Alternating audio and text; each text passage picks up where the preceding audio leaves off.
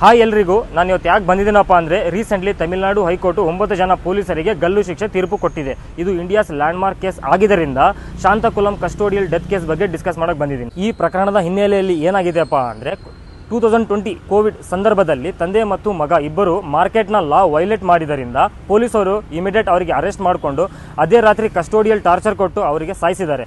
ಇದು CBI ತನಿಖೆ ಆಗಿ ತಮಿಳುನಾಡು ಹೈಕೋರ್ಟು ಈ ತೀರ್ಪು ಕೊಟ್ಟಿದೆ.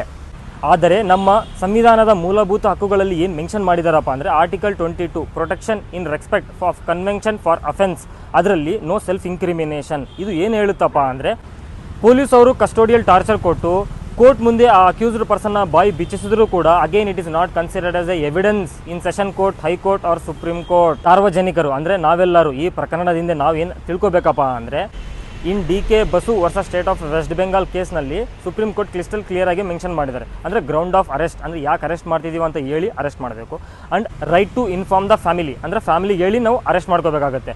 Custodial torture is also considered as a violation of fundamental rights which is mentioned in Article 21 right to life. ಭಾರತದ ಇತಿಹಾಸದ ಬ್ರಿಟಿಷ್ ಆಳ್ವಿಕೆಯ ಸಮಯದಲ್ಲಿ ಬ್ರಿಟಿಷರು carrot and stick policy use ಮಾಡ್ತಿದ್ರು. ಇದರಲ್ಲಿ ಸ್ಟಿಕ್ ಪಾಲಿಸಿ ಏನಪ್ಪ ಅಂದರೆ ಭಾರತದ ಚಳುವಳಿ ಅಂದರೆ ಯಾವುದೇ ಸ್ವತಂತ್ರ ಚಳುವಳಿ ಆಗಿರಲಿ ಅದರಲ್ಲಿ ಮಾಸ್ ಮೂವ್ಮೆಂಟ್ನ ಸಪ್ರೆಸ್ ಮಾಡೋದಕ್ಕೆ ಈ ಸ್ಟಿಕ್ ಪಾಲಿಸಿ ಯೂಸ್ ಮಾಡ್ತಿದ್ರು. ಅದು ಈ ಬ್ರುಟಾಲಿಟಿ ಆಫ್ ಬ್ರಿಟಿಷ್ ಕಲ್ಚರು ಈ ನಮ್ಮ ಪ್ರಜಾಪ್ರಭುತ್ವದಲ್ಲಿ ಇನ್ನೂ ಕಾಣ್ತಾ ಇದೆ. ಇದು ಚೇಂಜ್ ಆಗಬೇಕು.